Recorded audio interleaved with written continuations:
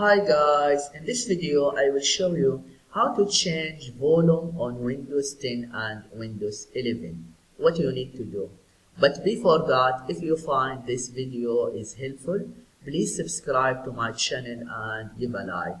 Okay, how to change volume on Windows 10 and Windows 11. First, just click on the start icon, right click, and then click on settings, and then click on system. After that, in the left sidebar, click on sound, and you see here master volume. I have here 100, and here you can decrease it, and if you go here then you increase it. Yeah, this is what you need to do if you want to know how to change volume on Windows 10 and Windows 11. I hope this video is helpful.